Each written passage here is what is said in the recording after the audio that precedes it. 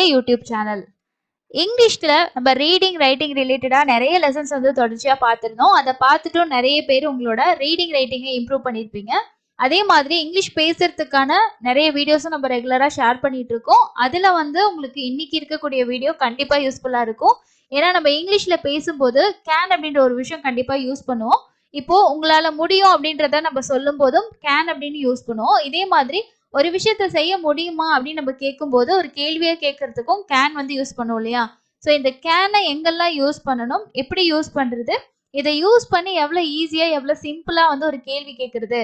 இப்போ கேனை யூஸ் பண்ணி ஒருத்தவங்க கேள்வி கேட்டாங்கன்னா அதுக்கு நாம எப்படி பதில் சொல்லணும், அதோட ஸ்ட்ரக்சரையும் இன்னைக்கு நம்ம ஈஸியா கத்துக்கலாம். இந்த மாதிரி யூஸ்ஃபுல்லான நிறைய வீடியோஸ் தொடர்ச்சியா நம்ம சேனல்ல அப்டேட் ஆகும். சேனலை இது வரைக்கும் சப்ஸ்கிரைப் பண்ணாம பார்த்துட்டு இருந்தீங்கன்னா சப்ஸ்கிரைப் பண்ணிக்கோங்க. வாங்க இன்னைக்கான லெசன்குள்ள போகலாம். ஃபர்ஸ்ட் இந்த கேன் வந்து எங்க யூஸ் பண்ணணும், இதோட யூசேஜ் என்ன அப்படின்றத நம்ம ஃபர்ஸ்ட் தெரிஞ்சுக்கலாம். ஜென்ரலா we can use can to denote ability, capacity and permission. அதாவது என்ன அப்படின்னா இந்த கேன் அப்படின்றத நம்ம ஒரு கேள்வி வார்த்தைய எங்க யூஸ் பண்ணலாம்னா நம்மளோட திறமையை வெளிப்படுத்துறதுக்கு. என்னால முடியும், என்னால பாட முடியும், என்னால ஓட முடியும், ஸோ இந்த மாதிரி எல்லாம் சொல்லுவோம் இல்லையா? ஸோ நம்மளோட திறமையை சொல்லும் போதும் நம்ம இந்த கேன் யூஸ் பண்ணிக்கலாம். அதை வெளிப்படுத்தக்கூடிய செயல்களுக்கு கேன் யூஸ் பண்ணிக்கலாம். அதே மாதிரி அனுமதி, ஒரு விஷயத்துல வந்து நான் வரலாமா, உங்களுக்கு உதவலாமா, போகலாமா, இந்த மாதிரி பெர்மிஷனா கேட்போம்னு பாத்தீங்களா? ஸோ அந்த மாதிரி இடங்கள்லயும் நம்ம வந்து கேன் வந்து யூஸ் பண்ணலாம். ஓகேங்களா? ஸோ இது வந்து சிம்பிளா நம்ம கேன் எங்க யூஸ் பண்ணலாம் அப்படின்றத தெரிஞ்சுக்கலாம். அடுத்தது வந்து நம்ம கேன் வந்து எப்படி கொஸ்டின் டேபிள், ஓகேங்களா, கொஸ்டினா கேட்கும்போது அது வந்து அதோட ஃபார்மட் வந்து எப்படி நம்ம கேட்கணும் அப்படின்றதும் அதுக்கு வந்து எப்படி ஆன்சர் சொல்லணும் அப்படின்றதுக்கான டேபிள் நான் இங்க உங்களுக்கு கொடுத்துருக்கேன். இந்த கேன் வந்து நம்ம எது எது கூட எல்லாம் யூஸ் பண்ணலாம் அப்படின்றத ஃபர்ஸ்ட் தெரிஞ்சுக்கணும். அதாவது he, she, it, I, you, we, they, இது கூட எல்லாமே நம்ம கேன் வந்து யூஸ் பண்ணலாம். ஓகேங்களா? அதே மாதிரி நேம்ஸ், இப்ப ராஜா, சுனில், அனிதா, இந்த மாதிரி நம்ம பெயர்கள் சொல்றோம் இல்லையா? ஸோ அது கூடவுமே இந்த கேன் வந்து நம்ம யூஸ் பண்ணிக்கலாம். அப்போ கேன் இங்க வந்து நம்ம he, she, it, I, you, we, they மட்டும் இல்லாம நேம்ஸ் எல்லாத்து கூடயும் நம்ம கேன் வந்து யூஸ் பண்ணிக்கலாம். ஃபர்ஸ்ட் வந்து கொஸ்டின் டேபிள் பாருங்க. ஒரு கேள்வியா நம்ம கேட்க போறோம், கேனை யூஸ் பண்ணி ஒரு கேள்வி நம்ம கேட்க போறோம் அப்படின்னா அந்த கேள்வியோட ஸ்ட்ரக்சர் எப்படி இருக்கணும், ஃபர்ஸ்ட் என்ன ஆட் பண்ணணும், செகண்ட் என்னத்தை சொல்லணும், தேர்ட் என்ன சொல்லணும் அப்படின்றத கொஸ்டின் டேபிளா கொடுத்துருக்கேன்.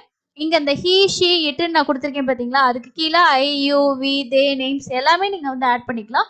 ஜஸ்ட் நான் உங்களுக்கு புரியறதுக்காக இந்த டேபிள் கொடுத்துருக்கேன். ஃபர்ஸ்ட் என்ன பண்ணணும்னா நீங்க கேன், இப்போ ஒரு கேள்வி வந்து கேனை யூஸ் பண்ணி கேட்க போறோம்னா அதுல ஃபர்ஸ்ட் வர வேண்டியது கேன் நம்ம கொடுக்கணும். அதுக்கு அடுத்து வந்து ஹி, அவனை பத்தி கேட்க போறோமா, அவளை பத்தி கேட்க போறோமா, அதை பத்தி கேட்க போறோமா, உன்னை கேட்க போறோமா, ஓகேங்களா? ஸோ யூ பத்தி கேட்க போறோமா, எங்களை பத்தி கேட்க போறோமா, அதை பொறுத்து நீங்க இந்த இடத்துல ஹியா, ஷியா, இட்டா அப்படின்றத நீங்க ஆட் பண்ணிக்கணும். அதுக்கு அடுத்தது வேர்ப். ஸோ எதை பத்தி நம்ம கேட்க போறோம், என்ன வேர்ப் பத்தி கேட்க போறோம், என்ன செயலை பத்தி கேட்க போறோம் அப்படின்றத தான் இங்க வேர்ப் அப்படின்னு சொல்லியிருக்கோம்.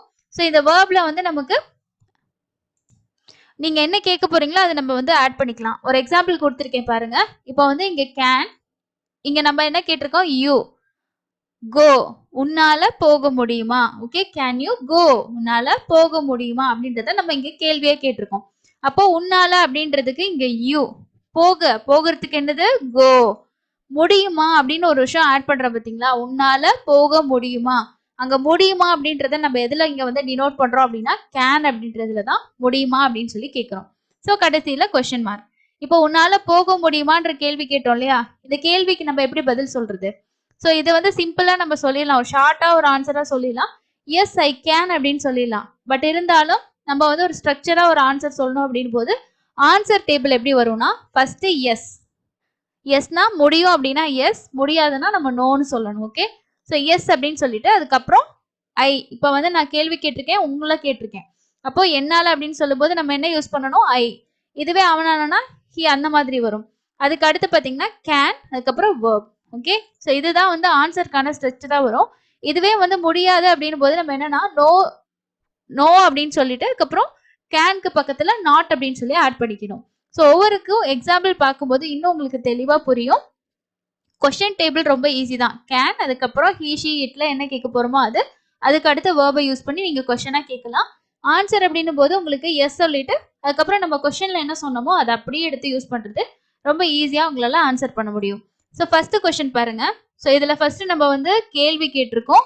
அதுக்கு அடுத்து அந்த கேள்விக்கான முடியும் அப்படிங்கிற ஒரு பதில், அதுக்கு அடுத்து முடியாது அப்படிங்கிற ஒரு பதில் கொடுத்துருக்கோம்.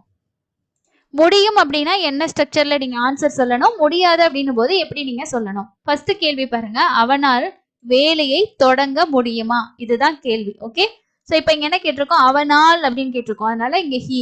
ஸோ எப்பவுமே கொஸ்டினா கேட்கும் போது ஃபர்ஸ்ட் கேன் தானே வரணும், ஆனா இங்க தமிழ்ல கேட்கும் போது முடியுமாங்கிறது லாஸ்ட்ல வரும், இங்க வந்து ஸ்டார்டிங்லேயே கேன் அப்படின்னு வரும். அப்போ அவனால் வேலையை தொடங்க முடியுமா, இங்க வேலையை அப்படின்றதுக்கு the work, தொடங்குறதுக்கு என்ன begin.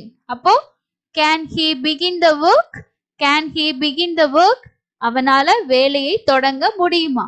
ஓகே, சோ இது கேள்வியா நம்ம கேட்டிருக்கோம்.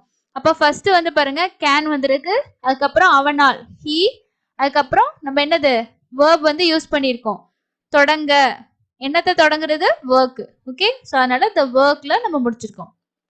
இங்க வந்து அவனால வேலையை தொடங்க முடியுமான்னு கேட்ட கேள்விக்கு ஆமா அவனால வேலையை தொடங்க முடியும் அப்படிங்கிறது பாசிட்டிவான ஆன்சர். ஓகே, அது முடியும் அப்படின்றது. அதுக்கு எப்படி ஆன்சர் சொல்லணும், first yes. So yes he can அப்படின்னா, அதாவது இதோட முடிச்சிட்டிங்கனாலும் ஓகே தான், பட் அதை நம்ம ஃபுல் ஆன்சரா சொல்லும் போது என்ன பண்ணோம் அப்படின்னா yes he can begin the work அப்படின்னு சொல்லி சொல்லணும். ஆமா அவனால வேலையை தொடங்க முடியும். இதுவே இல்லை அவனால வேலையை தொடங்க முடியாது அப்படின்னும் போது இல்லை ஹி கேனாட், அதாவது இங்க முடியாது அப்படின்னு சொல்றோம் பார்த்தீங்களா, அதனால கேன்க்கு பக்கத்துல நாட் இல்லைன்னா காண்ட். இதை ஷார்ட்டா சொல்லணும்னா CANT அப்படின்னு சொல்லுவோம் இல்லையா, அந்த காண்ட் அப்படின்றதும் கேனாட் அப்படின்றது தான் அர்த்தம். ஓகே, அவனால வேலையை தொடங்க முடியும்னா he can begin the work, முடியாது அப்படின்னா no he cannot begin the work. அடுத்த எக்ஸாம்பிள் பாருங்க, அவனால மேசையை கொண்டு வர முடியுமா. ஸோ இங்க மேசையை கொண்டு வர முடியுமான்னு கேட்டிருக்கோம், முடியுமானா கேன், அவனாலன்னு போது அது he. இங்க வந்து கொண்டு வர்றது, ஸோ கொண்டு வர அப்படின்றதுக்கான வேர்ப் வந்து bring, என்னத்த டேபிள. Okay, so can he bring the table, முடியும் அப்படின்னா yes he can bring the table. இதுவே முடியாது அப்படின்னா no he cannot bring the table அப்படின்னு சொல்லி சொல்லணும். அடுத்தது பாருங்க, அவனால ஒரு கார் வாங்க முடியுமா அப்படின்னு கேட்டிருக்கோம். ஸோ இங்க வந்து என்ன சொல்லியிருக்கோம், முடியுமா அப்படிங்கிறதுக்கு கேன், அவன்னு சொல்லும் போது நம்ம ஹி. ஓகே, ஒரு கார் வாங்க முடியுமா, கார் அப்படின்னா ஒரு கார் அப்படின்னு அர்த்தம், வாங்குறதுக்கு என்ன பை. அப்போ can he buy a car, can he buy a car அப்படின்னு நம்ம கேட்கணும். இதுவே அவனால ஒரு கார் வாங்க முடியும் அப்படின்னும் போது நம்ம எதை ஆன்சரா சொல்லணும், எஸ் ஹி கேன். இது வந்து ஷார்ட் ஆன்சர். ஃபுல்லா சொல்லும் போது yes he can buy a car, yes he can buy a car அப்படின்னு சொல்லணும். இதுவே இல்ல அவனால ஒரு கார் வாங்க முடியாது அப்படின்னும் போது no he cannot buy a car, he cannot buy a car அப்படின்னு சொல்லணும். ஸோ அடுத்த கொஸ்டின் பாருங்க, அவனால பேருந்தை பிடிக்க முடியுமா. இப்போ பஸ்க்கு வந்து போகணும், பஸ் பிடிச்சிட்டு நம்ம ஆஃபீஸ் போகணும் இல்லை ஸ்கூலுக்கு போகணும் அப்படின்னும் போது நம்ம அந்த டைமுக்கு போய் பஸ்ஸை பிடிச்சிடுவோமா அப்படின்னு கேட்போம் இல்லையா, அப்போ அவனால அந்த பேருந்தை பிடிக்க முடியுமா அப்படின்ற கேள்வி பாருங்க. இங்க வந்து முடியுமா அப்படின்றதுக்கு கேன் நமக்கு தெரியும், இங்க வந்து பிடிக்க, ஸோ இதுதான் வந்து வேர்ப் இல்லையா, ஸோ அப்போ கேட்ச், எதை த பஸ். ஓகே, அவனால் பேருந்தினை பிடிக்க முடியுமா, can he catch the bus, can he catch the bus அப்படின்னு கேட்கணும். ஓ எஸ் அவனால முடியும் அப்படின்னா yes he can catch the bus, அவனால பேருந்தை பிடிக்க முடியும். இல்ல அவனால முடியாது, டைம் ஆயிடுச்சு, பஸ் போயிருக்கும், முடியாது அப்படின்னும் போது no he cannot catch the bus, he cannot catch the bus அப்படின்னு சொல்லணும். ஸோ அடுத்து பாருங்க, அவளால ஒரு படம் வரைய முடியுமா. இது வந்து எபிலிட்டி, அவளுக்கு வரையறதுக்கான திறமை இருக்கா அப்படின்ற ஒரு கேள்வி மாதிரி கேட்கிறோம், வரைய முடியுமா அப்படின்றத. அப்போ என்னன்னு கேட்கணும், கேன் ஃபர்ஸ்ட் வந்துடும், அவளால் அப்படின்னா ஷீ, ஒரு படம் அ பிக்சர், வரையறதுக்கு என்ன டிரா, முடியுமா கேன். ஓகே, அப்போ can she draw a picture, can she draw a picture அப்படின்னு சொல்லி கேட்கணும். முடியும் அப்படின்னும் போது S she can draw a picture, அவளால ஒரு படம் வரைய முடியும். ஓகே, இங்க கேள்வியா கேட்டிருக்கனால நம்ம எஸ் அப்படின்னு சொல்றோம். இல்ல அவளால ஒரு படம் வரைய முடியும், அவளால வரைய முடியும் அப்படின்னா she can draw அப்படின்னு சொல்லி சொல்லுவோம். ஒரு படம் வரைய முடியும்னா she can draw a picture. இது எபிலிட்டியா சொல்லும் போது, இங்க கேள்வியா சொல்லி பதிலா சொல்லும் போது முன்னாடி எஸ் அப்படின்னு சொல்லி நம்ம ஆட் பண்ணிக்கிறோம். அதே மாதிரி முடியாது அப்படின்னும் போது no she cannot draw a picture.